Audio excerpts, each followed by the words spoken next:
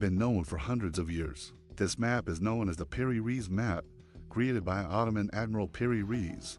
At first, it seemed like a normal navigation chart, but when historians studied it closely, something didn't add up. It appeared to show parts of South America with surprising accuracy, but more importantly, some believe it shows land resembling Antarctica without ice. And that's where the mystery begins, because Antarctica wasn't officially discovered until 1820, over 300 years later. So how could this map exist? Piri-Reis himself gave a clue.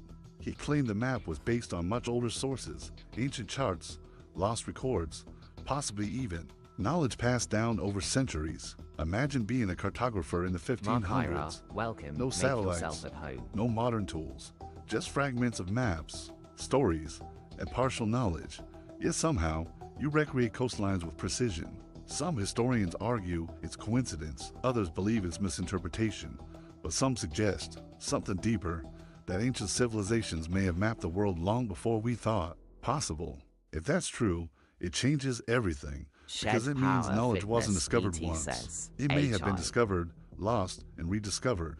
History isn't just what survives, Good to see you in the chat, it's what gets Mira. passed down and what gets lost. Entire civilizations, entire discoveries can disappear over time. The Hey, Piri-Reis Mark, map thanks isn't for just a joining. mystery, it's a reminder that what we think is new knowledge may not be new at all, and somewhere in history, there may be truths we've completely forgotten. Imagine a ruler so clever, so cunning, that even the smartest advisors were powerless to challenge them. They didn't rely on brute force, fear, or wealth alone. They wielded invisible rules of influence. Today, we uncover the psychological laws that made some of history's most dangerous leaders unstoppable. Power isn't obvious. Most people see the throne, the uniform, or the title, and assume that's where influence comes from. But history tells a different story. Leaders like Julius Caesar and Napoleon Bonaparte didn't rely solely on their armies. They understood the human mind. The most powerful leaders played a game with invisible rules that ensured obedience, loyalty, and fearing exactly the right balance. Let's explore one of the most critical laws of power. Always make those above you feel superior. At first glance, it seems obvious, but its psychological effect is profound. By making your rivals feel confident, you disarm their suspicion. Napoleon would publicly praise his officers while secretly positioning them where he needed them. Caesar mastered the same trick in Rome. They gave senators the illusion of influence while maneuvering them into political dead ends. This tactic is still used in corporations and social hierarchies today. Most people underestimate the subtle art of making your targets believe they have power, while the reality is you're guiding every outcome. Consider a psychological experiment. One person was told they were in charge, while others secretly followed predetermined instructions. The leader believed they had full control, but in reality, the true organizer was manipulating their decisions from the shadows. Those who mastered the mind-controlled events without anyone realizing it, even subordinates who thought they were acting freely, were playing into the plan. Make your opponents feel safe while slowly tightening control. Never reveal your intentions. A ruler must conceal their plans. Take Cleopatra. She mastered psychological influence over Caesar and Mark Antony, not by military might, but by understanding desire and perception. She crafted gestures and words to manipulate perception. Every meeting was calculated to create trust, admiration, or fear when Thanks for necessary. tuning in. Modern CEOs NRXL use similar Axo W. strategies: public praise, Hey, subtle Riri, delegation, welcome. How are and you? controlled exposure to information all mimic to the have you tactics of here, ancient Asri. rulers. Most of us think we are immune, Welcome but in human Sandy. psychology has not changed. Hey, Your Chia. colleagues, Thanks friends, for dropping or by. rivals are subject to the same patterns. Hey One of there, the most my dangerous Hoang. rules: Good to see you. control attention and perception. You control reality. Welcome to If you can Ingban. shape what Thanks people for see being and here. believe, you shape their decisions. This applies to negotiations, social influence, and online interactions. The invisible game is always being played. You just need to recognize the moves. True influence isn't about shouting commands, it's about mastering the psychology behind every decision and action. Master the mind. Control the game.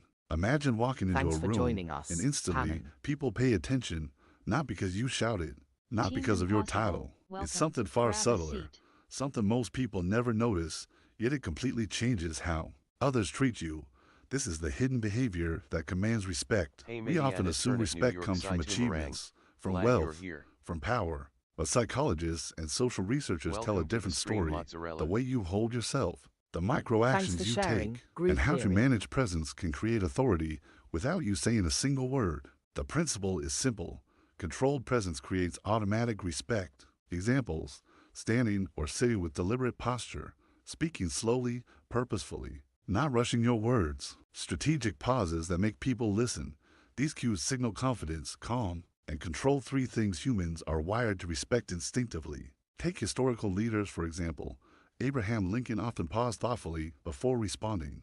Marcus Aurelius used deliberate gestures and calm tones to command attention. Even Machiavelli emphasizes that perception shapes obedience. Notice a pattern. They weren't loud, they were precise, calculated, and invisible in their influence. Think about a modern scenario. You enter a meeting, you observe.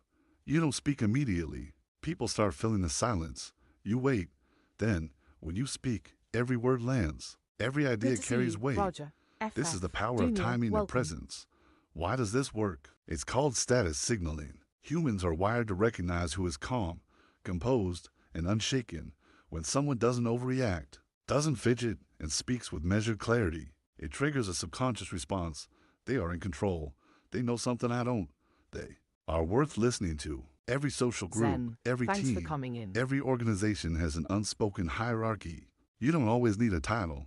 You don't always need authority, but people always notice behavior. Eye contact that conveys confidence, controlled gestures that indicate calm voice under pressure. These are invisible signals of dominance and leadership.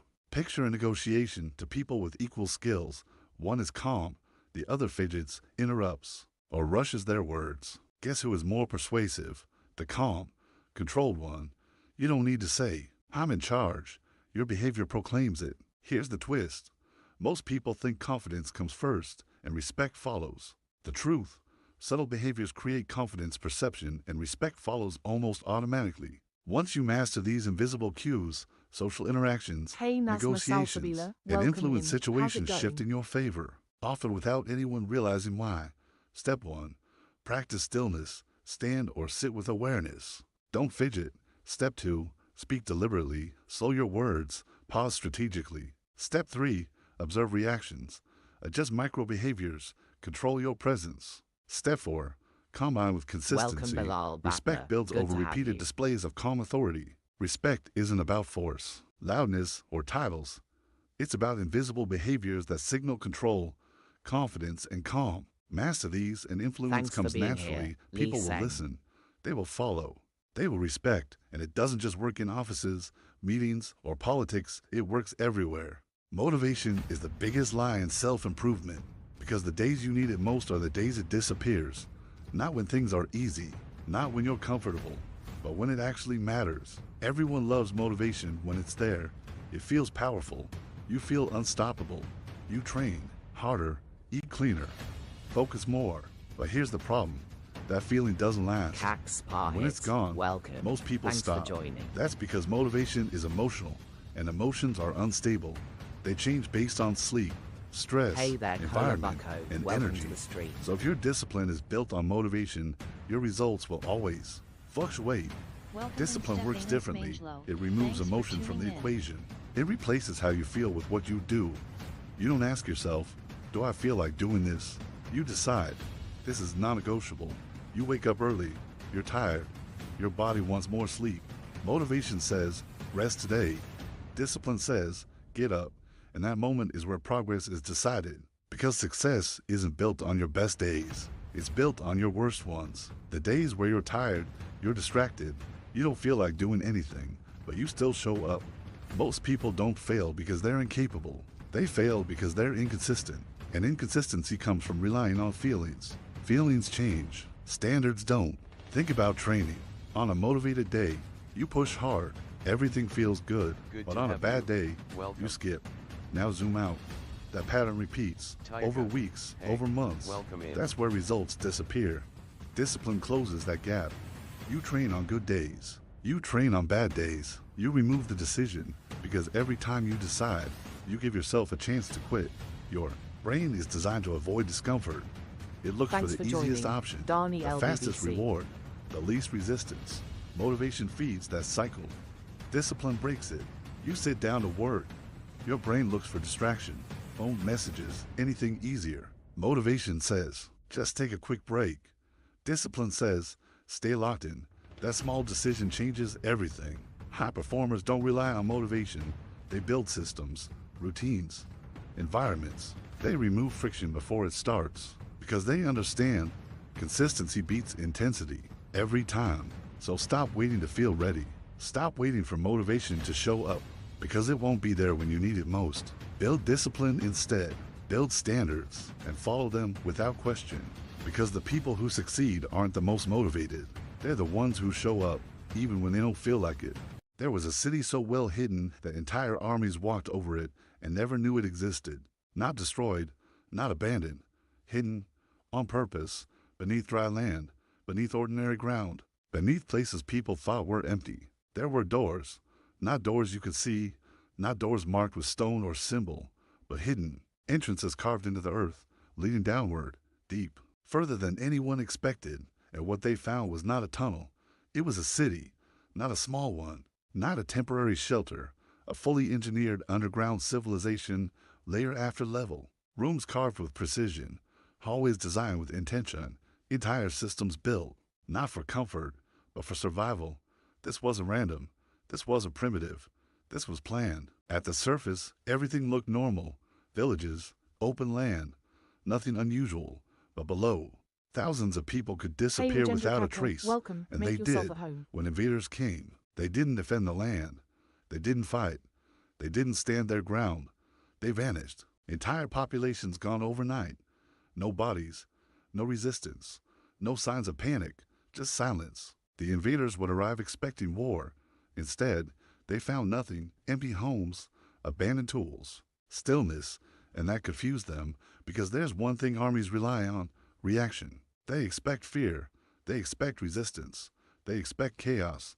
But when there's nothing, they don't know how to respond. And that was the strategy, not to fight, not to defend, but to remove themselves from the battlefield entirely. Below the ground, life continued, quietly, controlled, disciplined. There were ventilation systems so air could travel through multiple levels. There were food, storage rooms designed to last for long periods. There were narrow tunnels built in ways that forced movement to slow down. And there were massive stone doors that could be rolled into place, sealing entire sections of the city. These weren't just shelters, they were defensive systems. Every detail had a purpose, every design solved a problem. Every structure assumed one thing. At some point, someone will come looking, and if they did, they wouldn't find an easy target.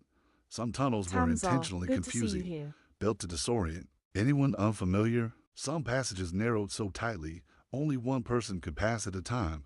Others led nowhere. Dead ends, traps for those who didn't understand.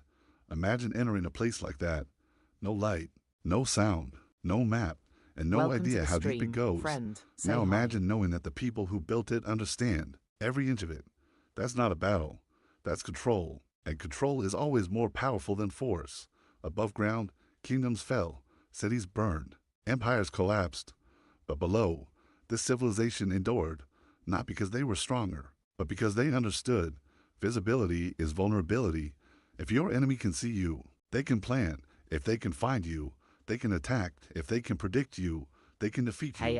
So these people chose something different. They chose invisibility. They didn't try to prove strength. They didn't try to show dominance. They simply removed themselves from the equation, and that made them untouchable. Think about it. Every war is based on one assumption, that both sides will engage, that both sides will show up, that both sides will fight. But what happens when one side refuses? There's nothing to conquer, nothing to destroy, nothing to win, and that breaks the entire system. The invaders will leave, confused, frustrated, unfulfilled, because there's no victory in conquering emptiness. And eventually, they stopped coming back, not because they were defeated, but because there was nothing left to fight. And that's how the city survived, not through power, not through dominance, but through strategic disappearance. Over time, the entrances were forgotten, the knowledge was lost, the locations faded into history until one day, centuries later, someone found it again, a hidden door, a passage, a descent into something that shouldn't exist. And suddenly, what was invisible became visible again. Rooms untouched by time, structures still intact, systems still functioning. A civilization that had mastered survival in a way most never consider. Try not by Garham. standing their ground, Hey but by Dunya choosing when Chonbol, to be welcome seen. in. Most people think survival is about strength, about fighting harder, about pushing back, about proving dominance. But history tells a different story. The ones who last aren't always the strongest. They're the ones who understand positioning, timing, control, and restraint. Because power isn't just about what you do, it's about what you refuse to do. That city didn't fight, and because of that, it Good couldn't to be see you. destroyed. Real power TBLS comes Mud. from not reacting immediately, not revealing your position, not giving others access to your moves. Sometimes, the strongest move isn't to push forward. It's to step back, disappear, reposition, and wait. If they can't find you, they can't fight you. If they can't Welcome to the predict stream. you, they can't Try stop Ani. you. And if they don't understand you, you've already won. The underground city no one was supposed to find. This underground city wasn't discovered. It was uncovered by accident, because beneath a normal home, there was an entire hidden world. In Derinkuyu, Turkey, a man knocked down a wall in his house. Behind it was a tunnel. That tunnel led to another and another until it revealed something impossible. An underground city extending multiple levels deep into the earth. This wasn't just a shelter. It had ventilation shafts reaching the surface, water wells hidden from outsiders, massive stone doors that could seal entire sections. Even livestock had space underground. Thousands of people could live there, completely hidden. But here's the question. Why build an entire city underground? Not for comfort, not for expansion, but for disappearance. Jinga. Historians Glad you're here. believe when invaders came, the population didn't fight. They vanished. No smoke, no movement, no sign of life. And when enemies arrived, there was nothing to conquer, because the safest city is the one no one knows exists. There are structures in this world that shouldn't still be standing, not just because they're old, but because everything we know about history says they shouldn't exist at all, and yet they do, perfectly placed, precisely Thanks for built, dropping in. still surviving thousands of years later. No machines, no modern tools, no clear explanation, just stone and a mystery that refuses to go away. We like to believe that history is understood, that everything has been mapped out, explained, documented, but every so often, something appears that doesn't fit the timeline, doesn't match the tools, doesn't follow the rules. And when that happens, we don't always get answers. Sometimes we just get silence. Across different parts of the world, there are massive stone Hey, structures CD, that grab have a survived seat. time itself, not decades, not centuries, thousands of years, and not in ruins, but still standing with a Welcome level in. of Hey, precision that see modern on engineering would FCS. respect today. Perfect alignments, massive blocks weighing tons, placed in ways that don't make sense for the time period they were built in. Some of these stones are cut so precisely that you can't even slide a blade between them. No gaps, no filler, just perfect joints. And the question that keeps coming back is always the same.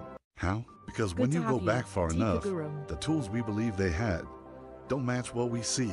Primitive equipment, basic construction methods, nothing that explains how massive stones were transported, lifted, and placed with that level of accuracy. And yet, the evidence is right in front of us. Not theoretical, Anastasia, not welcome. imagined, How's real, it going? untouched by modern intervention, still standing exactly where it was first built. So explanations start to form.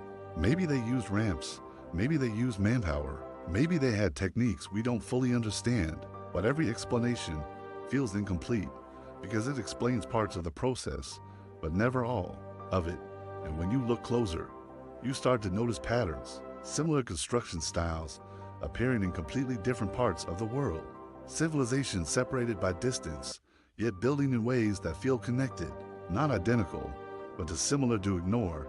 And this is where things become uncomfortable, because if these structures weren't built the way we think, then something is missing from the story, something we haven't accounted for, something that changes the way we understand the past. Because history isn't just about what we know, it's about what we assume. And when those assumptions break, everything else starts to shift with it.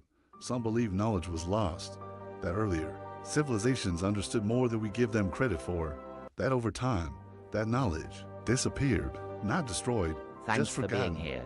passed Lorena. down in fragments until it eventually Hey, faded Fidia, completely. welcome to Others the believe stream. something else entirely, that there were influences, connections, or methods that we haven't rediscovered yet, not because they didn't exist, Good to see you but here, because we don't Nick. fully understand where to look. And this is the part that keeps the mystery alive. Because no matter how much we study these structures, no matter how advanced our tools become, we still don't have a complete answer. Only theories, only partial explanations, only guesses, trying to fill a gap that hasn't been closed. But maybe the real question isn't just how they were built. Maybe it's this: why were they built with that level of precision in the first place? Because surviving thousands of years isn't an accident. That level of durability, that level of design, suggests intention, purpose, planning beyond a single lifetime. And that changes everything.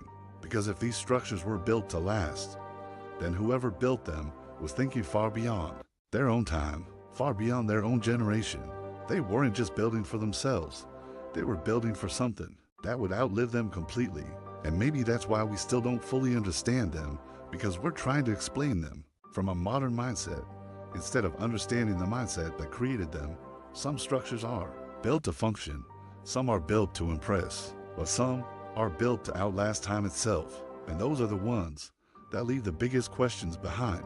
There are structures on this planet that shouldn't exist, not because they're old, but because they're too precise to be ancient. And the strangest part, we still can't fully explain how they were built, deep in remote locations, far from modern cities, far from advanced machinery. Massive structures stand, perfectly aligned, perfectly measured, perfectly placed. These aren't rough constructions, they're not flawed, they're not primitive. They are engineered with a level of precision that even today would be difficult to replicate. Glad you made it. Stone blocks, weighing tens of thousands of kilograms, cut so precisely that you can't fit a blade between them. No cement, no modern tools, no clear method, and yet they've stood for thousands of years. Think about that.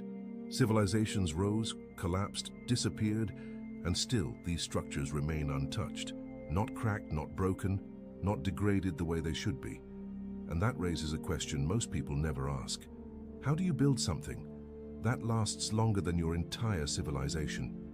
Because that's what this is. These weren't just buildings, they weren't just monuments. They were built with intention, for something beyond the present moment. Look at the alignment. Some structures match the stars, perfectly, not approximately, not close enough. Exact, which means whoever built them understood positioning on a level that most people don't even think about. They weren't just building for function, they were building with awareness of time, space, and permanence. Because now the question isn't just, how did they build it? It becomes, what did they know that we don't? Because precision like that doesn't happen by accident. It requires planning, measurement, consistency, control, and most importantly, intent. Some theories say lost technology, forgotten knowledge, generations of skill passed down and refined. Others say we're underestimating ancient civilizations, that they were far more advanced than we give them Dino credit Martins, for. thanks But for no matter joining what us. explanation you believe, one thing is undeniable. These structures weren't rushed. They weren't built for quick results. They weren't built for recognition. They were built to last.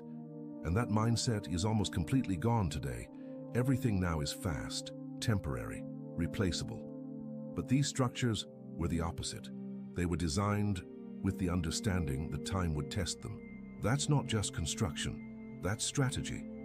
Because if you build something that survives everything else, you control what remains. You control what gets remembered. You control what defines history. Think about it. The people who built these structures are mostly forgotten. Their names lost, their stories unclear, their lives erased by time. But their work, still here, still standing, still forcing people into question everything they thought they knew. And that's power.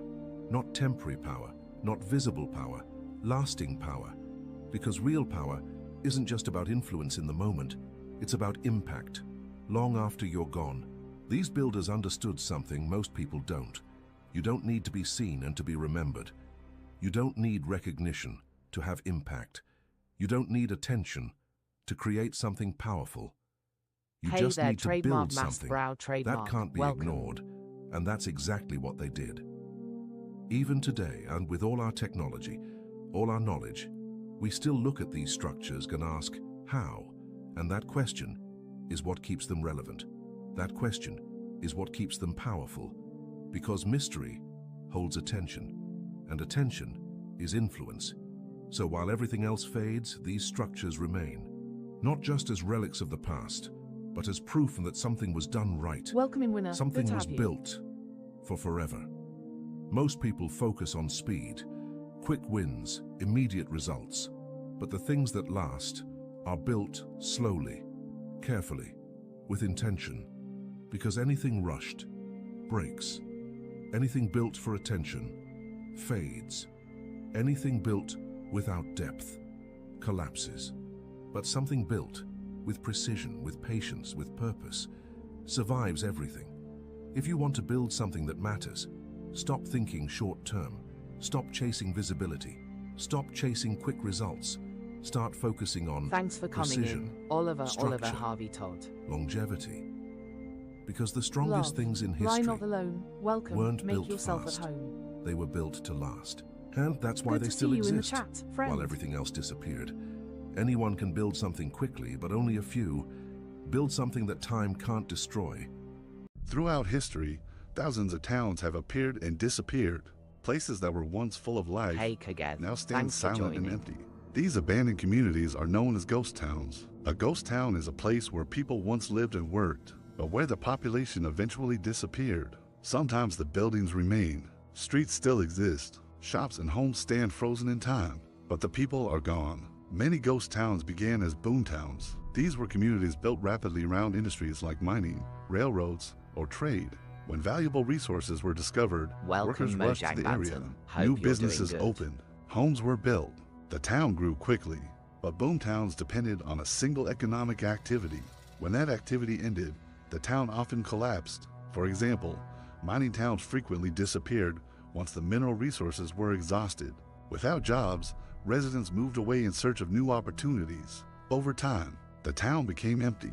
Some ghost towns disappeared gradually, others were abandoned almost overnight. Natural disasters sometimes forced entire populations to evacuate quickly. Floods, volcanic eruptions, severe drought. In other cases, economic changes destroyed the industries that supported the town. Railroads changed routes, factories closed, trade routes shifted, and the population slowly moved elsewhere. Today, ghost towns offer a fascinating window into the past. They show how quickly communities can rise and fall, and they remind us that even thriving towns are often more fragile than they appear. Walking through a ghost town today feels almost surreal. You see houses where families once lived, stores where businesses once operated, schools where children once studied, but now the only sound is the wind. History leaves behind traces of the lives that once filled these places, and ghost towns remain as quiet reminders of how quickly entire communities can disappear. An entire empire collapsed, almost overnight, not slowly, not gradually, suddenly. Around 1200 BC, the world was stable. Powerful kingdoms ruled vast lands, trade connected civilizations, armies controlled borders. Everything was structured. Then, everything fell apart. Cities burned, kingdoms vanished, empires collapsed. One of the most powerful civilizations of the time, the Mycenaean civilization, gone. The Hittite Empire, erased. Major cities across the Mediterranean, Kwan Biel, destroyed. welcome to the Trade stream. routes Say hi. disappeared. Writing systems Thanks for were tuning lost. in. Entire regions fell into darkness.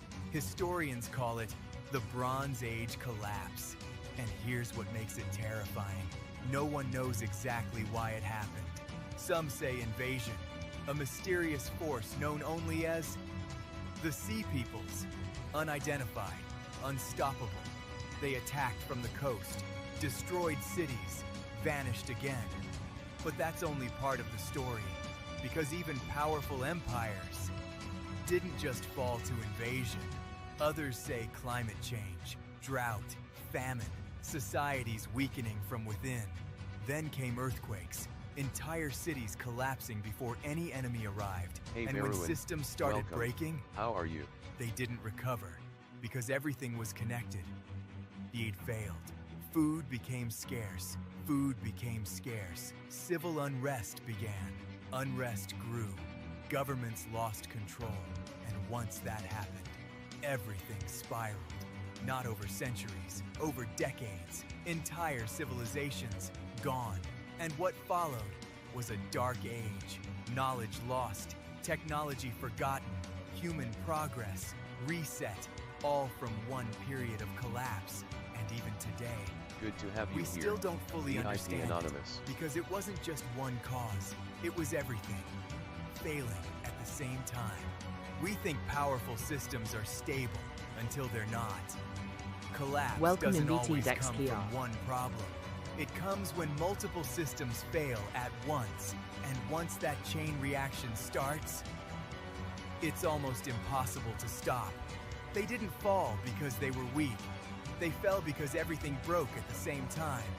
There is a city, older than the pyramids, older than Stonehenge, and somehow almost nobody talks about it, because this civilization shouldn't exist, not where it was found, not when it was built, and definitely not at the level it reached. In the deserts of Peru, far from what we consider the birthplaces of Simon SF, civilization, thanks for dropping by. archaeologists uncovered something impossible. At first, it didn't look like much. Just hills, dust, natural formations, nothing unusual. But then, they started digging, and what they found underneath changed everything. Massive stone structures, sunken plazas, pyramids, entire city layouts, not scattered, not primitive, planned, organized, engineered. Hey there, mam and baby. This wasn't a Good to village, see this you. wasn't survival, this was civilization. And then came the real shock. When they dated it, the results didn't make sense, not even close. This city, now known as Caral, was over 5,000 years old, older than Welcome ancient me, Egypt, Queen. Thanks older for than being here. Mesopotamia, older than almost everything we're taught about the beginning of human civilization. And yet, there was no metal, no weapons, no signs of war, no evidence of violence. Let that sink in. A massive, advanced civilization that grew, thrived, and built monumental structures without war. Everything about Caral breaks the pattern, because when we think of ancient power, we think of domination, armies, conquest, expansion. But Caral did none of it. Instead, they built through something else: trade, coordination, shared systems, communication. They created networks across vast distances, exchanging goods, ideas, resources, without invasion. This wasn't survival through strength, this was survival through intelligence. But what truly confused researchers was something even deeper. There were Thanks no for joining weapons us, found. Anna. None. No swords, no defensive walls, no evidence of battles, no destruction layers. For thousands of years, this civilization existed without war. That shouldn't be possible. Every other known civilization eventually collapses through conflict, internal or external. But Caral, it didn't fall that way. Girl It simply Marie, welcome. disappeared. Grab a seat. No burning, no invasion, no massacre, just abandonment. The city was left behind, structures intact, systems untouched, as if the people just walked away, and no one knows why. Some believe environmental changes forced them out. Others think trade systems collapsed. But there's another theory, one that's far more unsettling. What if they understood something we don't?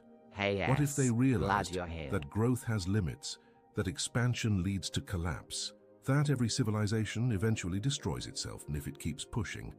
So instead of waiting for destruction, they chose to leave, on their own terms. Think about that. A civilization advanced enough, not just to build, but to stop, to walk away from power, from structure, from control, Welcome to the stream. before it I- consumed them. That's not weakness, Good to that's see you. awareness. I'm We're taught that STRF. progress is everything. Welcome. Build more, grow more, expand more. But Caral challenges that idea. Because maybe the strongest civilizations aren't the ones that last the longest. Maybe they're the ones that know when to end. No war, no collapse, no destruction, just silence. A civilization that chose its own ending before history could destroy it. Not all lost civilizations were defeated. Some simply refused to become one. There was once a city built so intelligently that when danger came, it didn't defend itself and it vanished. No walls, no armies, no final battle, just an entire population gone without a trace. In one of the harshest landscapes on Earth, where survival alone was a daily victory, there existed a civilization that didn't think like others. They didn't build for glory. They didn't build for power. They built for something far more dangerous. They built for survival. At first glance, it looked ordinary. Stone structures, narrow pathways, basic living spaces. Nothing that would intimidate an invading force. Beneath it, hidden from sight, was something far more advanced. A second city, then a third. And below that, an entire network. Layer after layer, descending deep into the earth. Tunnels carved with precision, rooms designed for living, storage, and survival. Ventilation shafts engineered so perfectly that fresh air could reach even the deepest levels. Water systems that ensured survival for months, and when danger approached, that's exactly what they did. Shisuku They says, vanished. message. No panic, no chaos, no desperate defense, just silence. The entrance is sealed. Massive stone doors rolled into place, weighing thousands of pounds, designed so they could only be opened from the inside. Invaders would arrive expecting resistance. They'd see the city, empty, abandoned, no people, no movement, no signs of struggle, just stillness. Days passed, then weeks, and slowly, something began to shift, because a city without people is unsettling. Where did they go? Were they watching? The longer the invaders stayed, the more unstable they became. Paranoia spread, because you can fight an enemy you can see, but you cannot fight what you cannot find. This wasn't just a place of hiding, it was psychological warfare. The people below weren't just surviving, they were waiting, listening, and eventually they always did. Not from battle, not from force, but from exhaustion, from the unbearable tension of not knowing. And when the invaders finally left, the stone doors would open, silently, carefully, and the city would return to life. This wasn't luck, this was design. While other civilizations focused on strength, this one focused on adaptation. Every great empire in history fell, but a civilization that cannot be found cannot be conquered, and a civilization that doesn't fight cannot be defeated. Survival isn't about strength, it's about strategy. It's about knowing when to act and when to disappear.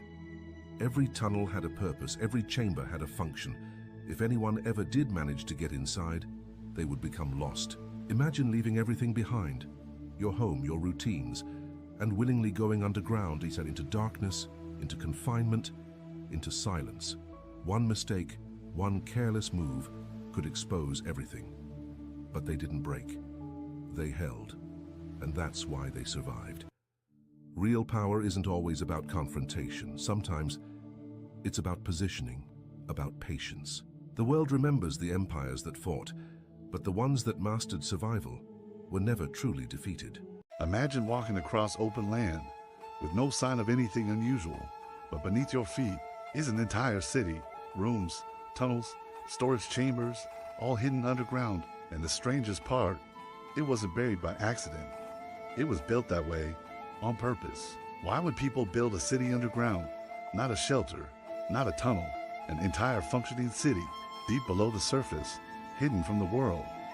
What were they trying to escape? Or who were they hiding from?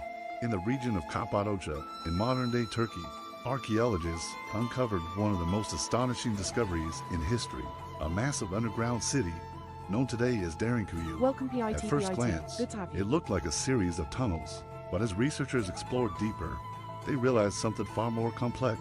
This wasn't just a hiding place, it was a fully engineered city, multiple levels, ventilation, systems, water wells, living quarters, even areas for livestock. And it didn't just hold a few people, it could support thousands. Derinkuyu extends more than 60 meters underground. That's deeper than a 15-story building. And it wasn't alone. Dozens of similar underground structures have been found across the region, some connected by tunnels stretching for miles. This wasn't random. This was planned. The design reveals something critical. This city wasn't just built for living. It was built for protection. Massive stone doors could be rolled into place, sealing entire sections. Narrow tunnels forced intruders into tight spaces. Ventilation shafts ensured fresh air even when sealed. Everything about it suggests one thing. They expected danger. Imagine living there. The surface world becomes unsafe. You descend underground. The entrance is sealed behind you. Days turn into weeks, maybe longer. No sunlight. Only controlled access to the outside. You're not just hiding. You're surviving something. So what were they hiding from? Historians believe these underground cities were used during periods of invasion, armies moving across the land, raiding settlements, destroying cities. But instead of fighting, Thanks these for people being here. disappeared Pac Man. completely. This is what makes it different. Most civilizations built walls, fortresses, defenses above ground. But this strategy was the opposite. Instead of being seen, they removed themselves entirely. No target, no visible population, no city to attack. An invading force arrives. They expect resistance. Buildings, people, supplies. But instead, nothing, empty land, silence. What they don't realize is that thousands of people are beneath them, waiting. This creates a strange advantage. If your enemy can't find you, they can't fight you. If they can't see your resources, they can't take them. This wasn't just survival. It was psychological strategy. Disappear, and you become untouchable. But there's still something unexplained. Some sections of these underground cities appear older than the civilizations known to have used them, which raises a question. Were they built by the same people who used them or inherited from an earlier, unknown culture? If these cities existed before recorded use, it means knowledge was passed down, refined, expanded, generations adapting the same underground system, perfecting a way to survive unseen. Today, Darinkyu stands as one of the most incredible examples of hidden history. A city not destroyed, not abandoned in chaos, but concealed, deliberately, carefully, strategically. It challenges everything we assume about ancient civilizations. Because sometimes, the greatest power wasn't in being seen. It was in knowing when to disappear. The city Hacker that disappeared ONCY, overnight. welcome. There are Thanks for ruins joining. scattered across the world that people visit every year. Broken walls, collapsed temples, fragments of something that used to matter. Most of them follow a pattern. War, invasion, natural disaster. Something happened. Something explains why they were abandoned. But every now and then, you come across a place that doesn't follow that pattern. A place where nothing adds up. No signs of destruction. No evidence of a final battle. No clear reason why people would leave. Just silence. And one of the strangest examples of that is the ancient city of Angkor. At its peak, this wasn't just a city. It was one of the largest urban centers on Earth. A place built with such precision and scale that even today, it raises questions we still don't fully understand. Massive stone temples, perfectly aligned. Structures, water systems engineered so precisely they could control floods, store water, and sustain millions of people. This wasn't primitive. This was advanced, highly organized, deliberate, and for centuries, it thrived. The Khmer Empire built something that wasn't just impressive. It was dominant, powerful enough to shape the region, advanced enough to outlast its rivals, Thanks for and tuning stable in. enough to support an enormous population, which makes what happened Good next to have you. harder to explain. Guamnishi Home Because at Shi some Happy. point, welcome. something changed. Not suddenly, not violently, but gradually, almost Gemini. quietly. Hey, welcome The systems that once worked perfectly Thanks started to for fail. joining. The same Excellent. water networks that controlled the environment became unpredictable. Floods where there shouldn't be floods. Droughts where water used to flow. The balance started breaking. And when that happens in a city built on precision, everything feels it. Food supply becomes unstable, infrastructure weakens, pressure builds. But even that doesn't fully explain it, because cities have survived worse. History is filled with places that adapted, that rebuilt, that pushed through collapse. But here, that didn't happen. Instead of fighting to maintain it, people started leaving, slowly at first, then more noticeably. Entire sections of the city left behind. Temples once filled with activity became quiet. Structures that took decades to build were abandoned. And the strangest part, there's no clear evidence of panic, no mass graves, no signs of a desperate final stand. It doesn't look like a collapse. It looks like a withdrawal, like people made a decision to leave, to walk away from something massive, something powerful, something that had defined their entire world. And that raises a different kind of question. What makes a civilization walk away instead of fight to survive? Because this wasn't a small village. This wasn't a temporary settlement. This was an empire's center, and yet, over time, it emptied. Nature started reclaiming it. Trees grew through stone, roots wrapped around walls. Structures that once represented power became part of the jungle, hidden, silent, almost erased. For centuries, it stayed that way, lost, until it was rediscovered. And when people found it again, it didn't look destroyed. It looked paused, like something had been left behind, not broken, just abandoned. And that's what makes it different, because most ruins tell a story of force. This one tells a story of decision. Something shifted enough that staying no longer made sense, and leaving became the better option. Not instantly, not dramatically, but inevitably, and that's where the real mystery sits. Because when you strip everything back, it forces you to think differently about collapse. We like to imagine civilizations fall in obvious ways: war, disaster, something visible, something clear. But what if that's not Team always how it Impossible happens? says, message. What if sometimes things don't collapse all at once? They erode, systems weaken, pressure builds, confidence fades, until one day people just stop believing in it. They stop maintaining it. They stop holding it together. And once that happens, it doesn't matter how strong it used to be, because the structure isn't. What holds a civilization together? The people do. And when they start leaving, the outcome is already decided. That's what makes places like this unsettling, because it's not just history, it's a pattern. One that doesn't rely on destruction. One that doesn't need a single defining moment. Just a series of small shifts, small failures, good to see you. small decisions that lead to something much bigger. And by the time it's obvious, it's already too late to reverse. That's why this place matters, not just because of what it was, but because of how it ended. No explosion, no final battle, no clear line where everything changed. Just a slow, quiet disappearance. And the only thing left behind are the structures, the scale, the evidence that something massive once existed. And the question that still doesn't have a clean answer: why did they leave? Was it the environment, Welcome the to the failing stream, systems, Mooley. internal Say pressure, hi. a shift in power, or something more complex that we still don't fully understand? Because when something this big disappears without a clear ending, it leaves a gap, a space where explanation should be, but isn't. And maybe that's why it still Hey, draws David attention, Craig. Thanks because for it dropping challenges in. the way we think about collapse. It Good to shows see that you in the not chat, everything ends with a Bullhead. moment. Some things end with a process, Thanks one for that's easy joining. to ignore GL while it's by happening, TM. but impossible to miss once it's done. And by then, all that's left is what couldn't leave. Stone structure, silence, a reminder that even the most powerful systems don't always fall apart. Sometimes Hey, they're simply Louis, I left am behind. Sam. There's Welcome a city in. carved directly into solid rock, and no one knows why it was abandoned. Not destroyed, not invaded, just left behind, hidden within the desert cliffs of Jordan. Good to see you, Science. There's a place that doesn't look real, real. a city not built, but carved. Welcome to the Petra. stream, From a Marvin. distance, you see nothing, just rock, endless walls of sandstone. But then, a narrow passage opens, a canyon so tight, you can barely see the sky. And at the end of it, something appears, massive, precise, impossible. A structure carved directly into the cliff face, not built with blocks, not assembled piece by piece, carved. Columns, doorways, detailed facades, all cut into solid stone, and that's just the beginning. Because Petra wasn't just a structure, it was an entire city, hidden, protected, engineered. Thousands of people once lived here, with water systems, storage, trade routes, in the middle of the desert. And that's what makes it even stranger. Because this wasn't just survival, this was advanced planning. They built channels to capture rainwater, stored it, controlled it, turned one of the harshest environments on Earth into a functioning city.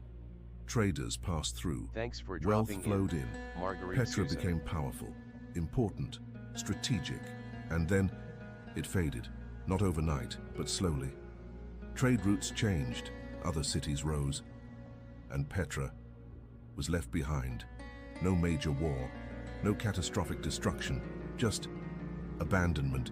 For centuries, it was forgotten, hidden from the world, until it was rediscovered. And even now, standing in front of it, the same questions remain. How did they carve something this precise, with the tools they had?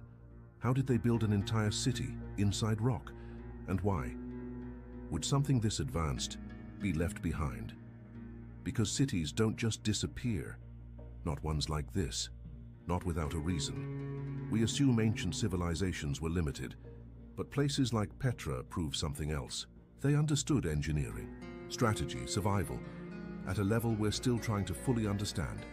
Building something incredible doesn't guarantee it will last.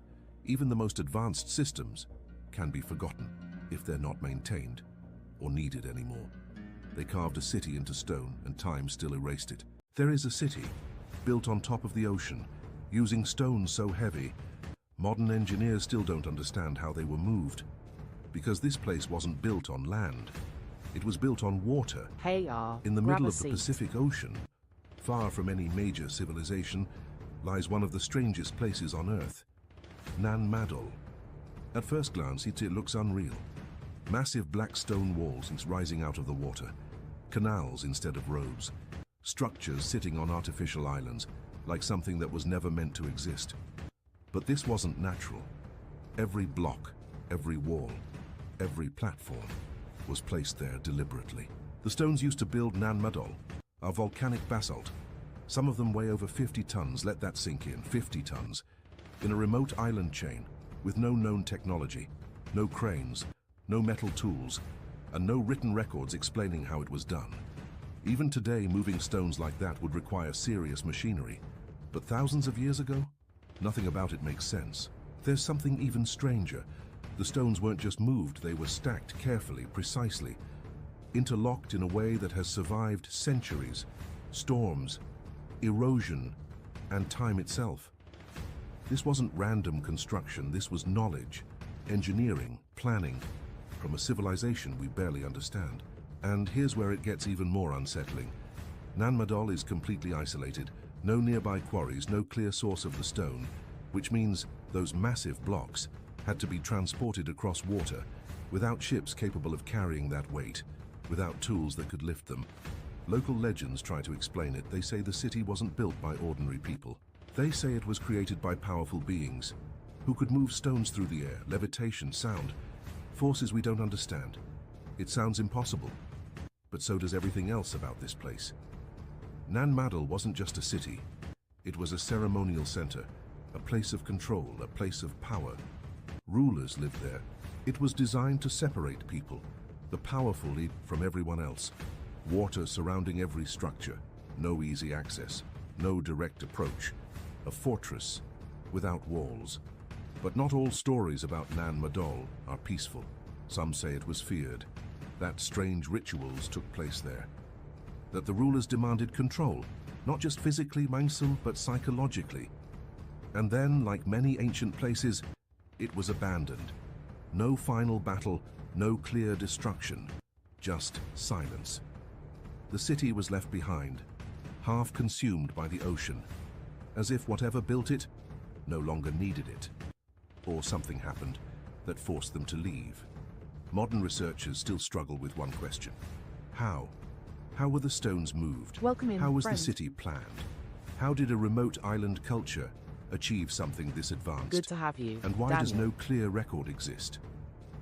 Because Nan Madol challenges something we believe, that history is complete, that we understand the past, that progress is linear, but places like this prove something else, that knowledge can be lost, that entire civilizations can achieve things we no longer know how to do. ETI, A city Aroha, on water, welcome. built How's with it going? impossible stones, by a civilization that left behind no clear explanation.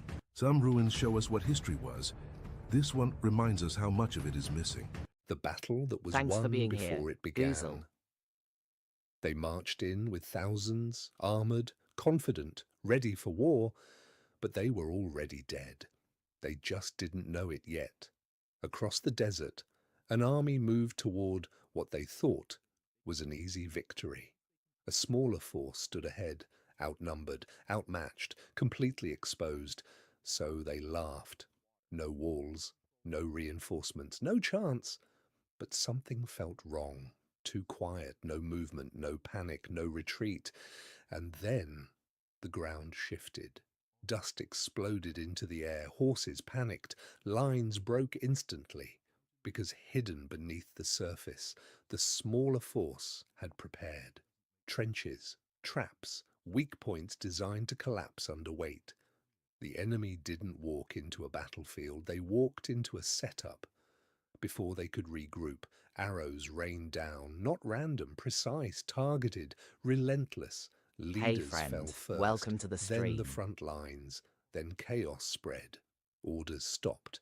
Communication collapsed. Fear took over, and that's when the smaller force moved. Fast, silent, aggressive. They didn't meet the enemy head-on. They split them, cut them off, isolated groups one by one, turning thousands into fragments. Within minutes, it wasn't a battle anymore, it was a collapse. The larger army tried to fight back, but they couldn't, because they were never fighting the soldiers. They were fighting the plan. Every move they made was already predicted. Every step forward led them deeper into failure, and by the time they realized, it was over. Not because they were weaker, but because they were outplayed. Shift. Most people think battles are won with strength, numbers, force, but real victories, they happen before the fight even starts, through preparation, positioning, psychology, because if your enemy walks into your plan, you don't need to overpower them. You just let it unfold. Final line. They didn't win because they were stronger. They won because the enemy never had a Good chance. to see you here. Thousands of years ago, Chi2090. a powerful civilization built enormous cities, advanced water systems, and a complex society. Their cities rivaled anything in the ancient world. Their technology was far ahead of its time, and then they vanished. No massive war recorded, no dramatic collapse documented, just silence. Today, historians still struggle to understand what happened to one of the greatest civilizations most people have never heard of. This civilization is known today as the Indus Valley Civilization. It existed more than 4,000 years ago in what is now modern-day Pakistan and northwest India. At its peak, it was one of the largest civilizations in the ancient world, larger than ancient Egypt, comparable to ancient Mesopotamia. Yet strangely, its story nearly disappeared from history. For centuries, no one even knew it existed. In the early 1900s, archaeologists began uncovering strange ruins buried beneath layers of earth. The massive ancient cities emerged from the dust. The first was Harappa. The second was Mohenjo-Daro. What researchers discovered shocked them.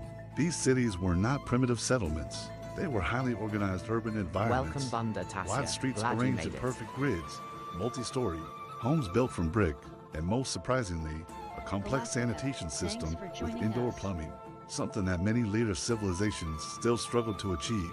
The Indus Valley people designed cities with incredible planning. Every neighborhood had drainage systems, water wells supplied entire communities. Public baths and gathering spaces suggested a sophisticated social structure. Even their trade networks were impressive. Archaeologists discovered Indus Valley goods in ancient Mesopotamia, proving that this civilization was connected to international trade routes thousands of years ago. And yet, despite all this advancement, they left behind one enormous mystery. Their writing system has never been fully deciphered. Hundreds of small seals have been discovered across Indus Valley sites. These seals contain strange symbols and markings, but unlike Egyptian hieroglyphs or cuneiform tablets, researchers still cannot read them. This means we don't know what their leaders were called, what their myths were, what their government looked like. Their entire story remains partially hidden behind a script no one fully understands. And then, something even stranger happened. Around 1900 BCE, the cities began to empty. Archaeologists noticed a dramatic shift. Cities that once held tens of thousands of people suddenly began shrinking. Buildings stopped being maintained. Trade networks collapsed. And eventually, the great urban centers were abandoned entirely. But unlike many ancient civilizations, there was no evidence of a catastrophic invasion, no burned cities, no destroyed monuments, just a gradual disappearance. Historians have proposed several theories. Climate change may have altered the rivers that supported agriculture. Flooding may have damaged the cities repeatedly. Some researchers believe trade networks collapsed, weakening the economy. Another theory suggests populations slowly migrated eastward as environmental conditions changed. But no single explanation fully solves the mystery, the disappearance remains one of history's greatest unanswered questions. Today, the ruins of these ancient cities remain quiet reminders of a forgotten world, a civilization that mastered urban planning thousands of years before many others, a culture that traded across continents, a society that vanished slowly enough to leave behind no dramatic final chapter. Their cities still stand, their artifacts remain, but their voices are silent, waiting for the day someone finally unlocks the language they left behind. Until then, the story of the Indus Valley remains one of the most fascinating mysteries in human history. Most people wait until they feel motivated before they take action. They wait for the perfect mood, the perfect energy, the perfect moment to begin. But the uncomfortable truth is this: motivation is temporary. It rises quickly and disappears just as fast. The people who succeed consistently understand something most people never learn. Motivation starts the journey, but discipline finishes it. Think about the last time you felt highly motivated. Maybe you wanted to start training, start a new project, learn a new skill. At that moment, everything felt possible. You imagined the results, the progress, the transformation, but then something happened. The excitement faded, the routine became harder, and suddenly the task didn't feel as inspiring as it did on day one. This is where most people stop, not because they lack ability, but because they relied on motivation instead of discipline. Motivation is driven by emotion, and emotions are unstable. They rise and fall depending on stress, sleep, energy, and environment. If your progress depends on motivation, your progress becomes unpredictable. One day you feel unstoppable, the next day you feel exhausted. The problem isn't laziness. The problem is relying on a system built on feelings. High performers understand this early. They remove emotion from the equation and replace it with discipline. Discipline works differently. Instead of asking, "Do I feel like doing this today?" Discipline asks a different question. Is this part of the system? Once something becomes part of a system, it happens automatically. Elite athletes train even when they feel tired. Top musicians practice even when progress feels slow. Successful entrepreneurs work on their systems even when results aren't immediate, not because they feel inspired, but because the routine exists regardless of emotion. Discipline becomes powerful when it turns into habit. Habits reduce mental resistance. Instead of deciding every day whether to act, the action becomes automatic. Think of brushing your teeth. You don't debate whether to do it. You just do it. The same principle applies to training or studying. When discipline creates habits, progress becomes inevitable. Small actions repeated daily compound into massive results. This is where most people underestimate discipline. They look for dramatic results quickly, but discipline works slowly at first. Then suddenly everything accelerates. A single workout seems small, but hundreds of workouts reshape the body. A single practice session feels minor, but years of practice create mastery. The difference between average and elite performance is consistency. The key mental shift is simple. Stop asking whether you feel ready. Start asking whether the task is part of the system. Motivation says, "I'll start when I feel inspired." Discipline says, "I start because it's time." This small mental change separates temporary effort from long-term achievement. Good to have you. Motivation is exciting. It creates powerful beginnings, but discipline builds unstoppable momentum. Motivation gets you started. Discipline keeps you moving, and consistency transforms effort into results. In the long run, the people who win are rarely the most motivated. They're the most consistent, because discipline turns effort into identity, and once discipline becomes part of who you are, progress becomes inevitable. There are places in the world that were never meant to be discovered, not hidden by accident, not lost by time, but deliberately erased, buried, sealed, forgotten. And yet, one of them was found, deep beneath layers of earth, far below what should have been reachable. Archaeologists uncovered something that didn't make sense. Not a ruin, not a collapsed structure, but something Thanks intact, for coming in, preserved, Bondamoy. designed. A system of tunnels, chambers, and pathways so precise, so intentional, that it looked less like a shelter and more like a plan. But here's where it gets strange. The deeper they went, the less. It looked like a city, and the more it looked like a defensive system, not against weather, not against animals, but against something that could find them. The walls weren't random stone. They were reinforced, layered, engineered to absorb impact. Some passages were narrow, barely wide enough for a single person, while others opened into massive chambers, capable of holding hundreds. Ventilation shafts were hidden, not visible from the surface, meaning whoever built this didn't want anyone to know it existed. But the most unsettling part was the entrances, or more accurately, the lack of them. Because this place wasn't designed to be accessed easily, it was designed to be sealed. Massive circular stone doors, weighing tons, could be rolled into place from the inside, locking entire sections instantly. Once Tourists, closed, welcome. Make yourself there at was home. no way in and no easy way out. Think about that. A civilization spending generations building something underground with the intention of locking themselves inside it. Why? What were they preparing for? What did they know Good to see you that in we the don't? chat. Because this ANI changes Peasants. everything. This wasn't just survival. This wasn't just shelter. This was fear. Calculated, structured, engineered fear. The kind of fear that doesn't come from imagination. It comes from experience. Inside the chambers, there were signs of long-term living, food storage areas, water systems, sleeping quarters. This wasn't temporary.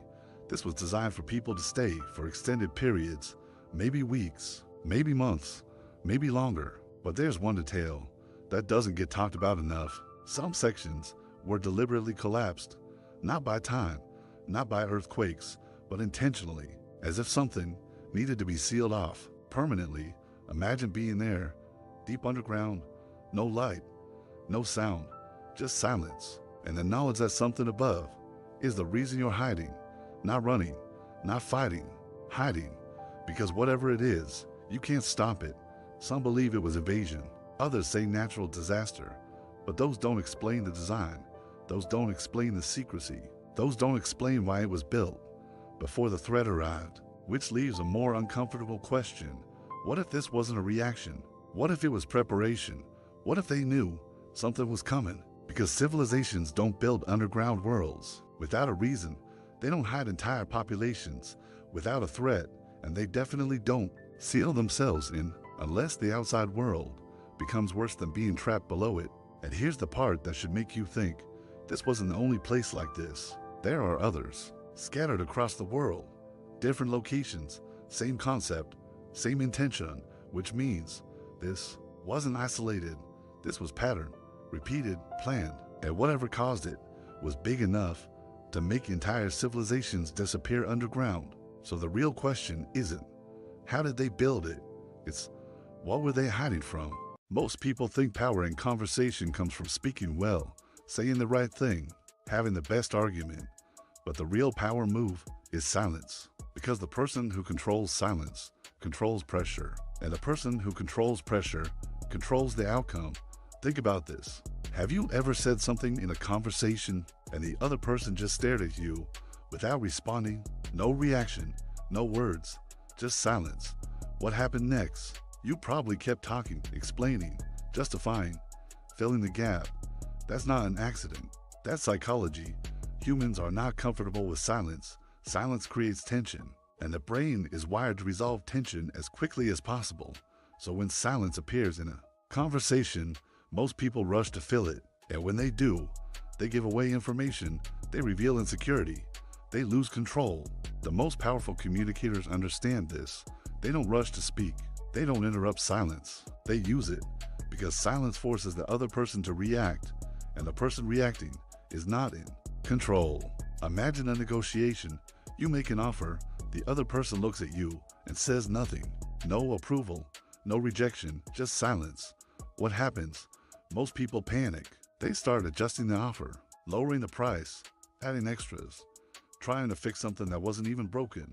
The silence created pressure, and the pressure forced movement. Now reverse it. You make an offer, and then you go silent.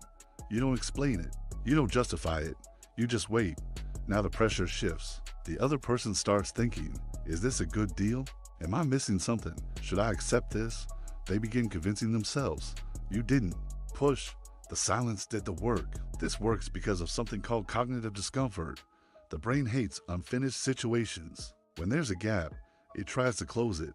Silence creates that gap, and whoever speaks first usually gives up leverage. In social Hey, Team settings, Impossible. silence Thanks for signals joining. confidence. People who talk too much often appear nervous. People who pause, who take their time, who don't rush to respond appear controlled, grounded, certain. Even if they say less, they Welcome, are Sky perceived Black. as more Hope you're doing powerful. good. Here's where it becomes strategic. You don't just stay silent randomly. You use silence after making a point, after asking a question, after someone challenges you. These are pressure points, moments where silence amplifies impact. Someone challenges your opinion. Most people react instantly. They defend. They explain. They try to win.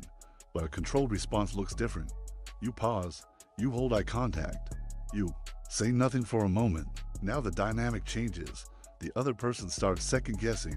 Your silence creates weight. This is the shift most people never notice. Talking feels like control, but silence creates control. Because silence makes the other person think more, reveal more, react more. And the one reacting is the one losing ground. High-level leaders, negotiators, and elite communicators all use this. Not aggressively, not obviously, but consistently. They understand that every conversation has an invisible structure, and that structure is built on who speaks, who waits, who reacts. Silence disrupts that structure, and when used correctly, it rebuilds it in your favor. So the next time you're in a conversation, don't rush to fill the space. Don't try to control everything with words. Say what needs to be said, then stop. Let the silence work, because the strongest position in any interaction is not the one speaking the most. It's the one who stays composed while everyone else feels the need to speak. Master silence, and you control the room. There's a structure so old, so precisely built, that even today we're not completely sure how it was made. No modern tools, no machines, and yet it still stands, not damaged, not collapsed, still standing through weather and time.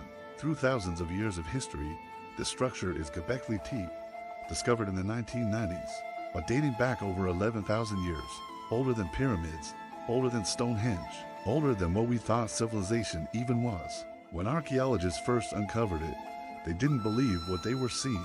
Massive stone pillars, carved with intricate detail, arranged in complex circular patterns. This wasn't random. Welcome to the This stream. was deliberate. Say hi. But here's the problem. At that time in history, humans weren't supposed to be capable of this. They were believed to be simple hunter-gatherers, no cities, no advanced tools, no large-scale construction. So how did they build it? Each stone weighs several tons. They were cut, moved, and positioned with precision, without metal tools, without wheels, without known engineering methods. Imagine trying to move a multi-ton stone with nothing but primitive Thanks for tools. tuning in. No It's a cranes, madness. no machinery, just human effort. And yet, they didn't just move them, they shaped them. The carvings are even more confusing. Animals, symbols, patterns, not random markings, but intentional designs. Some believe they had meaning, communication, possibly Hey, even Shri early forms Krishna of belief Karthi, systems. welcome. One theory How are you? suggests this was a ritual site, a place of gathering, a place of importance. But that raises another question. Why build something this complex before agriculture even existed? The accepted timeline says first farming, then settlements, then large structures. But Göbekli Tepe flips that. It suggests At everyone. large structures came first, Underscore then underscore society battle adapted performance around underscore them. underscore. That changes everything. I released a It big means update humans to the may have Team been more Finder a organized, few days ago, more which capable, has already and increased more advanced average in win thinking, rates by 2%. much earlier than we believe. Win rate is Picture still a group of increasing people every working day. together, Do keep an eye planning, on your account and let me organizing, know if you are seeing an transporting stone, improvement. carving symbols. Underscore underscore This isn't survival chaos. billing This underscore is underscore. coordination. Some As you researchers might be believe aware, knowledge was survival lost, doesn't passed currently down, have SBS then rewards. forgotten. All That our what we call users early are currently civilization botting may in not have survival been for the free. I beginning, hope you're just enjoying what the free survived. service beaming face Because with history smiling isn't eyes. complete. Going It's forward, fragmented. I will look We only into a know new what billing remains, system for not survival. what disappeared. Cost will Entire stay low, advancements considering could be missing survival from the doesn't have timeline. monetary Think rewards about right today. now. If One everything idea is collapsed to and increase thousands the of years wild reward passed, delegation what by would 5% remain? for What would users who future want to play generations in believe survival about too. us?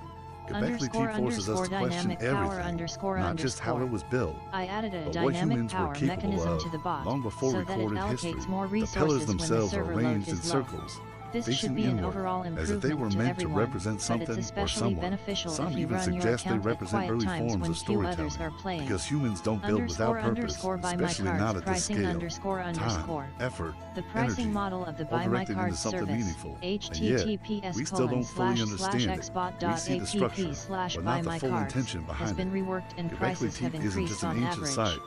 It's a worth reminder checking out again that if you are history looking is to sell your incomplete, cards that instantly. knowledge can be lost, and that the past may be far more advanced than we think. There's one lie. That sounds harmless. It doesn't feel dangerous. It doesn't feel like failure.